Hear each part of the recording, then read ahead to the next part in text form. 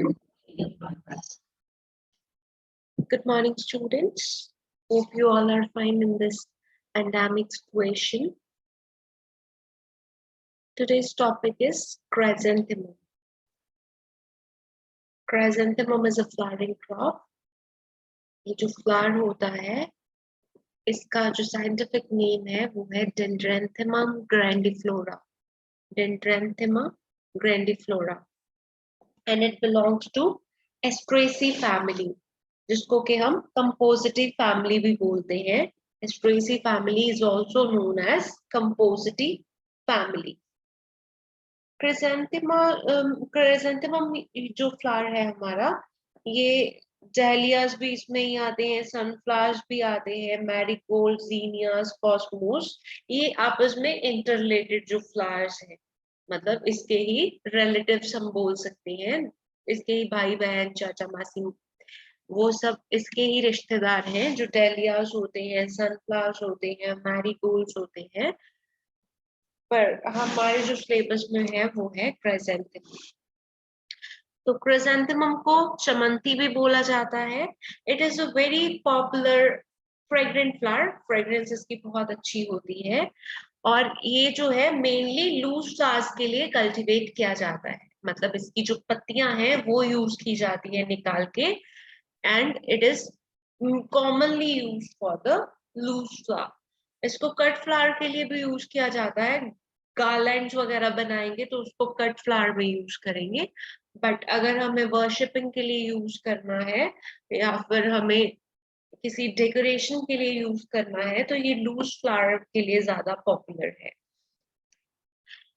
जो इसकी अरेंजमेंट होती है फ्लोरेस की, वो इतनी अच्छी होती है कि इसके लूज फ्लावर्स, जो हम फ्लावर को लूज करके जो इसकी फ्लोरेट्स निकालते हैं, उनका एक बहुत ही अच्छा डेकोरेटिव जो है, हमें देखने में बड़ा ही ब्यूटीफुल होता है. और जो है इसकी ज्यादातर कल्टीवेशन जो होती है that is in the districts of Hyderabad. Hyderabad में ये ज्यादा कॉमनली ग्रो किया जाता है कमर्शियल लेवल, कमर्शियल स्केल के ऊपर.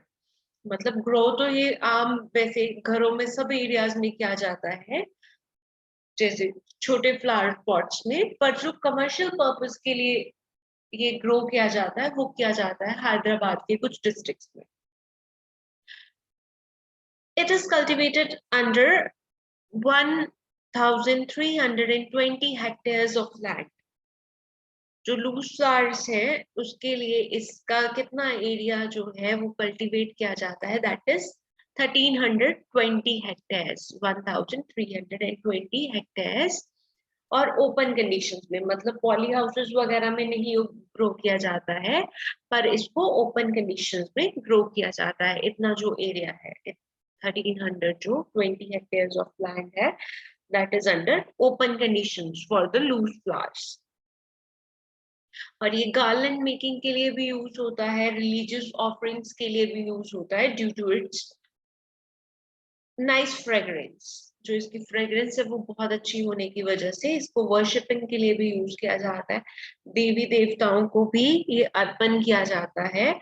और वैसे अगर हमारे घर में कुछ फंक्शंस हो तो उसमें हम ये डेकोरेटिव पर्पस के लिए भी यूज करते हैं. बेसिकली ऑर्नामेंटल जो फ्लावर है वो डेकोरेटिव पर्पस के लिए ही यूज किए जाते हैं. Recently, the cultivation of chrysanthemum is popularized for cut flower production in Telangana. मतलब हैदराबाद में तो ये लूज फ्लावर्स के लिए ही ज्यादा कमर्शियली ग्रो किया जाता है, बट तेलंगाना में आजकल जो इसकी प्रोडक्शन है वो कट फ्लावर के लिए ज्यादा की जाने लगी है.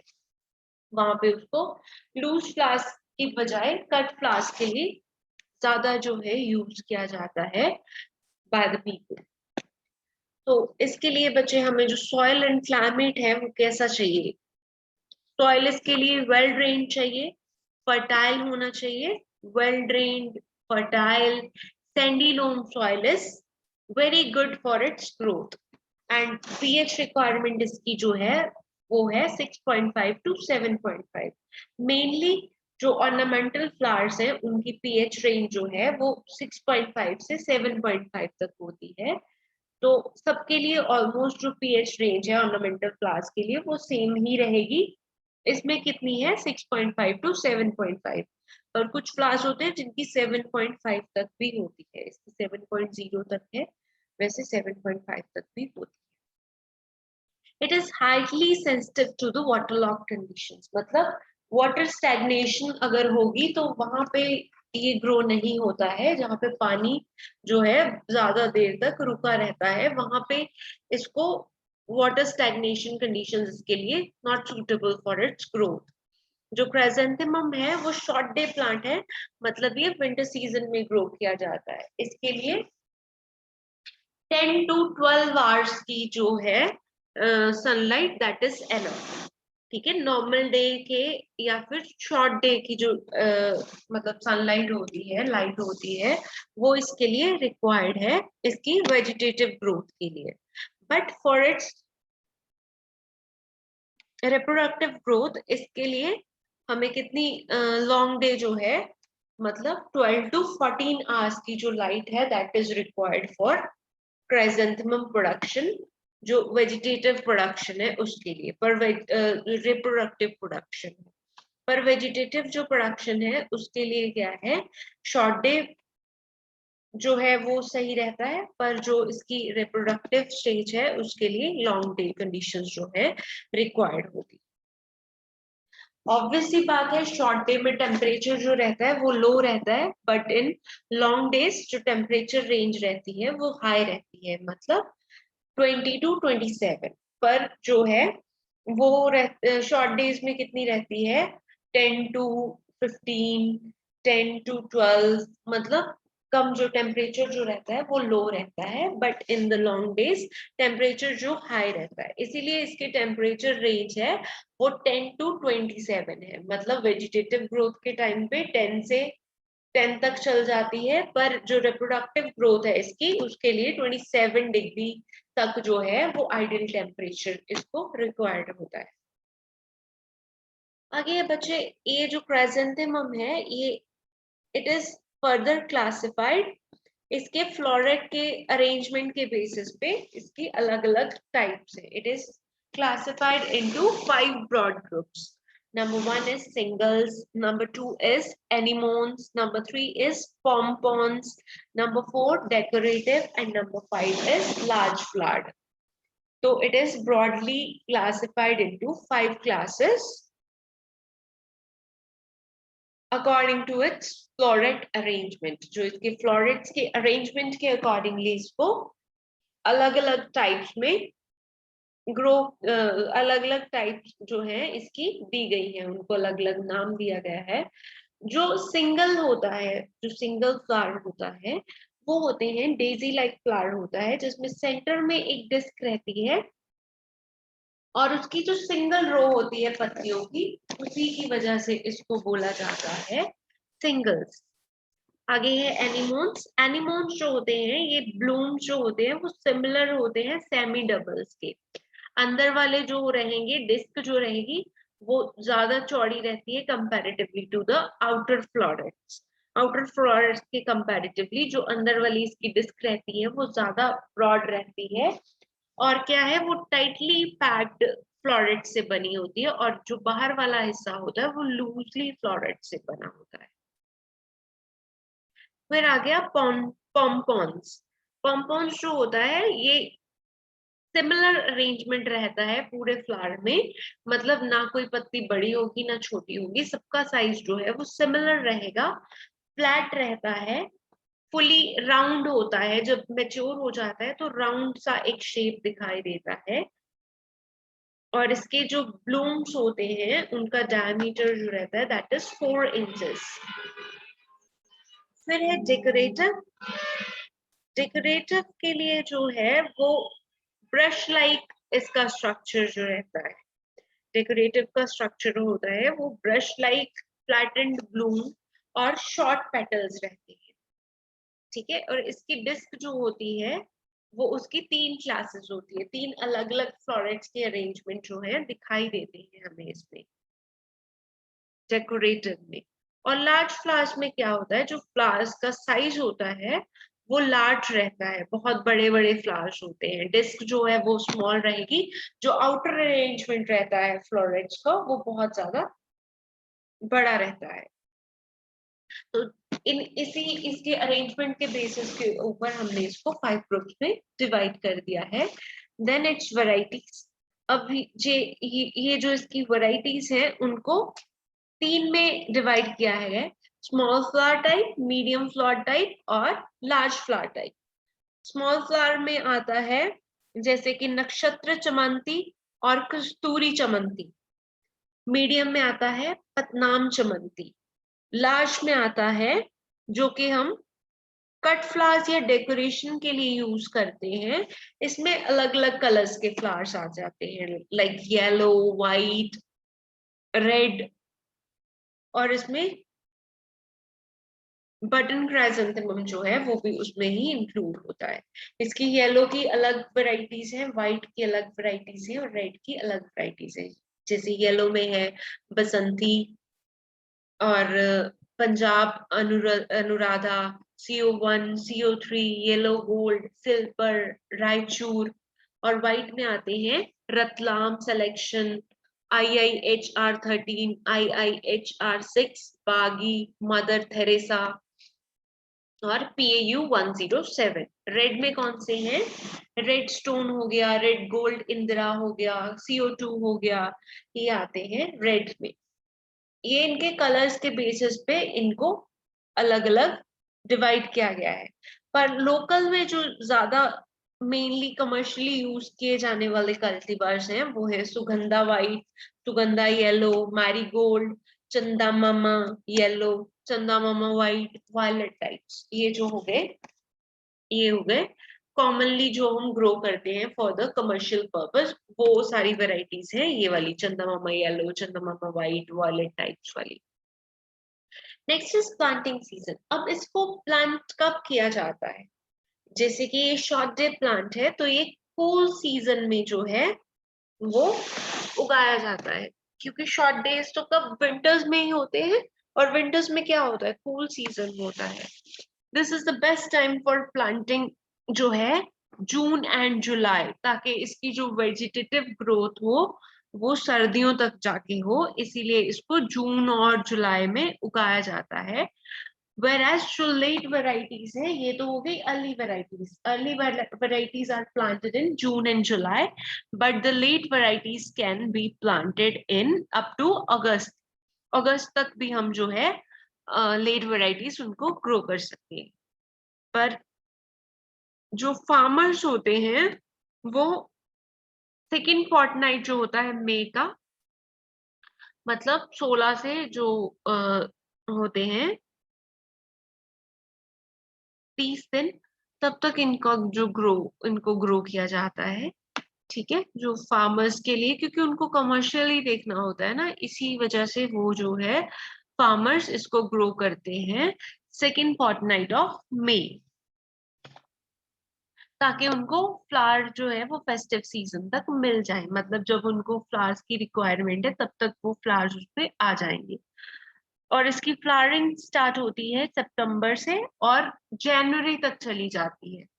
ठीक है, सितंबर से स्टार्ट होगी, जैसे हमने मई में ग्रो किया, जून जुलाई अगस्त, मतलब 3 मंथ्स लगते हैं, और 4th मंथ में फ्लावरिंग स्टार्ट होती है और फिर वो जनवरी तक जो है कंटिन्यू रहती है।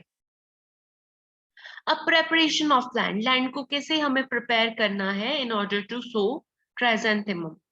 लैंड को 3 to 4 प्लॉइंग्स चाहिए मार्च अप्रैल में, और हमें उसमें क्या डालना है? Well rotten farm yard manure डालना है, 25 to 30 टन पर हेक्टेयर। एक हेक्टेयर में 25 से 30 टन जो फार्म यार्ड मैन्योर है, well rotten farm yard manure जो है, we have to apply it during the time of ploughing. Ploughing के टाइम पे ही हमें उसमें मिला देना है, बिकॉज वो इस इजीली और स्मूथली इनकॉर्पोरेट हो जाता है।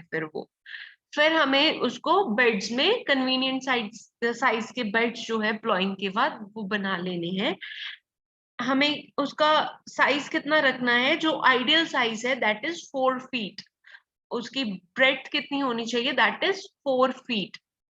ठीक है, लेंथ आप अपने अकॉर्डिंगली रख सकते हो, पर जो ब्रेड्थ है वो 4 फीट जो है वो आइडियल है, जिससे कि हमें पिकिंग के टाइम पे इजी रहता है और उसमें डैमेज नहीं होते प्लांट्स एक दूसरे से। ठीक है, एक दूसरे को ना तो न्यूट्रिशन में दिक्कत देते हैं, ना मॉइस्चर में दिक्कत देते हैं, और ना ही हार्वेस्टिंग के टाइम पे वो प्रॉब्लम आती है। ट्रैम्पलिंग मतलब एक दूसरे के साथ वो फंसते नहीं है, वो दूर दूर रहेंगे तो वो इजीली और स्मूथली ग्रो कर जाते हैं। Then after that PO2 requirement इसकी है 60 kg per hectare. Super phosphate की फॉर्म में हम जो है PO2 5 अप्लाई करते हैं इन द लास्ट प्लोइंग। ये भी हम प्लोइंग के टाइम पे ही डाल देंगे उसमें 60 kg ऑफ P2O5। ठीक है जी। आगे है propagation, how it is propagated. अब इसकी प्रोपेगेशन कैसी होती है, अगर हमें कमर्शियली प्रोपेगेट करना है तो टर्मिनल कटिंग्स ले सकते हैं हम, माइक्रो प्रोपेगेशन भी यूज होती है। वैसे सकर्स इस केस में जो है वो डिस्करेज किए जाते हैं, सकर्स से इसकी प्रोपेगेशन नहीं की जाती अगर हम उसको कमर्शियली यूज करना चाहते हैं, बिकॉज उससे वो डिजीज लगने का खतरा जो है वो बढ़ जाता है। ठीक है जी, क्योंकि अगर पिछली वाली हमारी क्रॉप में कोई भी डिजीज हुआ, कोई भी वायरस की वजह से जो डिजीज होता है वो ट्रांसमिट हो जाता है from parent material to further offsprings. तो इसी वजह से क्या है, जो सकर्स है वो डिस्करेज किया जाता है। मतलब मेनली या तो हम टर्मिनल कटिंग से इसको प्रोपेगेट करते हैं या फिर थ्रू माइक्रो प्रोपेगेशन। अब जो टर्मिनल कटिंग्स हमें लेनी है उसकी लेंथ होनी चाहिए 5 to 7 सेंटीमीटर्स, और वो हमें हेल्दी स्टॉक जो है, हेल्दी पेरेंट जो है, उससे हम वो टर्मिनल कटिंग जो है वो लेंगे। फिर उसको हम किसके साथ ट्रीट करते हैं, 2500 ppm indoor butyric acid is used, ताकि उसको कुछ दिक्कत ना आए। ठीक है, और उसकी जो ग्रोथ है, वेजिटेटिव ग्रोथ, वो भी अच्छे से हो जाए। इसी वजह से हम क्या करते हैं, उसको 2500 ppm indoor butyric acid use किया जाता है। देन हमें जो बेड्स हैं उन पे स्प्रे करना है बाविस्टिन 1 ग्राम पर लीटर। जो बाविस्टिन है वो हमें स्प्रे करना है on the beds in order to reduce the danger of this soil borne diseases, ताकि उसको सॉइल बॉर्न डिजीजेस ना पकड़ पाए। इसी वजह से हमें क्या है, टर्मिनल्स कटिंग्स लगाने से पहले क्या करना है, बेड्स पे बाविस्टिन की स्प्रे करनी है एट द रेट ऑफ 1 ग्राम पर लीटर। और क्या है, ये प्लांट्स जो रेडी हैं प्लांटिंग के लिए वो हो जाएंगे 30 to 40 डेज। ठीक है जी। और इसके बाद है प्लांटिंग। प्लांटिंग हमें कैसे करनी है, प्लांटिंग जो है वो हमें करनी है, सकर्स और कटिंग्स को रिजेस पे लगाना है at the spacing of 30 into 30। Row to row spacing is also 30 and this plant to plant spaces is also 30। मतलब दोनों 30 into 30 सेंटीमीटर की स्पेसिंग देके हमें जो है रिजेस पे हमारे क्राइजेंथेमम प्लांट्स जो है, कटिंग्स जो है वो ग्रो कर देनी है। और पर एकड़ में 44,000 टर्मिनल कटिंग्स आर रिक्वायर्ड। जो इसका कटिंग रेट है that is 44,000 terminal cutting per acre. ठीक है जी। अब इसके बाद हमें इंटरकल्टिवेशन और इरिगेशन कैसे देना है। Irrigate the crop twice a week में 2 बार, मतलब 3-3 दिन के बाद हमें जो है पानी देना है, उसको इरिगेट करना है अपने फील्ड को फर्स्ट मंथ में। एंड फिर उसके बाद सेकेंड मंथ से हमें क्या करना है, वो 3 डेज का जो इंटरवल था उसको 1 वीक के लिए हमें चेंज कर देना है। मतलब 1 वीक हमें गैप देके फिर पानी देना है उसको। फर्स्ट मंथ में ट्वाइस अ वीक, पर सेकेंड मंथ में आफ्टर अ वीक। इरिगेशन बाकी जो है वो डिपेंड करती है सॉइल के ऊपर और व्हाट वेदर कंडीशंस के ऊपर। अगर पहले से ही रेनी डे है तो no need to irrigate the field, और अगर हमारा सॉइल है जिसमें अभी भी मॉइस्चर प्रेजेंट है तो आपको पानी देने की जरूरत नहीं है, no need to irrigate the field. Then hand hoeing is the best method to do the weeding. ठीक है, मैनुअली हम हैंड होइंग कर सकते हैं जब भी हमें लगे कि वीड ग्रोथ जो है वो ज्यादा हो गया है, हमें मैनुअली हैंड होइंग से वो वीड जो है वो अपरूट कर देने हैं। Mulching is also done in order to reduce the weeds. Mulching जो है, स्टबल मल्चिंग या स्ट्रॉ मल्चिंग है, वो की जाती है। किसके लिए की जाती है? ताकि वहां पे जो है वीड्स ना ग्रो कर पाए। ठीक है जी, ये था हमारा inter cultivation and irrigation. And next is horticultural practices. अब हॉर्टिकल्चरल प्रैक्टिसेस भी हमें करनी है, जैसे कि स्टेकिंग जो है वो नेसेसरी होती है for the tall growing plants. जो लंबे वाले प्लांट्स हैं उनके लिए हमें स्टेकिंग जो अप्लाई करनी है। अब स्टेकिंग क्या होता है? What do you mean by staking? Staking जो है कि हमें जब लगे कि जो हमारा प्लांट है वो ज्यादा ऊपर की तरफ ग्रो कर रहा है, तो हम उसको स्टेम्स को काट देते हैं, मतलब ब्रेक कर देते हैं। ठीक है जी, तो इसको बोलते हैं स्टेकिंग। आगे है पिंचिंग। पिंचिंग होता है जो एक्स्ट्रा बर्ड्स होते हैं, टर्मिनल बर्ड्स जो होते हैं, उसको हम रिमूव कर सकते हैं by the pinching method. Next is desuckering. जो साइड सर्कल्स होते हैं उनको हम रिमूव करते हैं, दैट इज नोन एज डीसकरिंग। हमें टाइम टू टाइम डीसकरिंग भी करनी है और पिंचिंग भी करनी है। पिंचिंग करनी है ताकि स्टेम टिप्स को रिमूव कर सके। ठीक है, और हमें डीसकरिंग करनी है ताकि जो उसके जो सकर्स हैं, जो साइड सकर्स ग्रो कर रहे हैं, उसको हम टाइम टू टाइम पीरियड के हिसाब से ग्रोथ के हिसाब से रिमूव करते रहना है। आगे है ग्रोथ ग्रोथ रेगुलेटर्स। कौन से ग्रोथ रेगुलेटर्स जो हैं वो सूटेबल होते हैं? इसकी फॉलेज पे हमें स्प्रे करना है जिब्रेलिन का। जिब्रेलिन से क्या होता है, उसकी जो ग्रोथ है वो स्पीड अप हो जाती है। जिब्रेलिन जो है वो ग्रोथ को स्पीड अप कर देता है at the rate of 50 ppm, जो हमें यूज करना है on the 30th day, 45th day and the 60th day of planting. Planting के बाद ये क्या करेगा, एक तो ब्लूम्स की गिनती बढ़ा देगा, वेजिटेटिव ग्रोथ जो है that will increase, rocketed up we can say. Next is harvesting. Harvesting जो है वो हमें करनी है 3 से 4 मंथ के बाद ही हार्वेस्टिंग इसकी पॉसिबल होती है। जब ट्रांसप्लांटिंग के 3 से 4 मंथ के बाद जो है हार्वेस्टिंग स्टार्ट होती है। जैसे कि हमने मई में ग्रो किया है, तो हम सितंबर में जाके उसको हार्वेस्ट कर सकते हैं। और हमें कौन से फ्लावर्स चूज करने होते हैं? जो फुली ओपन फ्लावर्स होते हैं वो हमें हैंड पिकिंग से प्लग कर लेने हैं, और उसको हम लूज फ्लावर्स के लिए यूज कर सकते हैं। जो थोड़े सेमी ओपन होते हैं वो कट फ्लावर के लिए यूज हो जाते हैं, क्योंकि वो थोड़े लंबे टाइम के लिए शेल्फ लाइफ उनकी इंक्रीज हो जाती है। पर जो हमें लूज फ्लावर्स के लिए यूज करना है वो हमें फुली ओपन फ्लावर्स प्लग करना है by the hand picking method, और उसको हमें लूज फ्लावर के लिए फिर यूज कर लेना है। इसकी ईल्ड जो होती है वो होती है, और रीजन टू रीजन जो है वेरी करती है।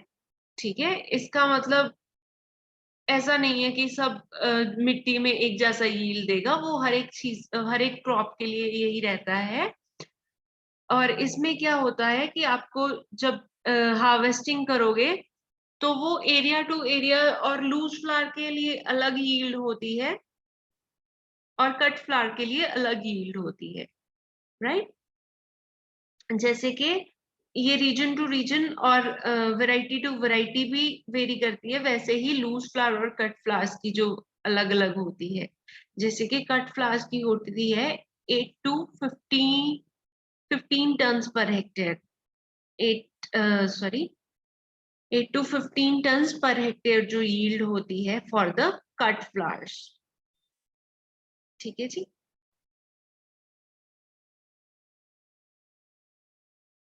और क्या है इसकी जो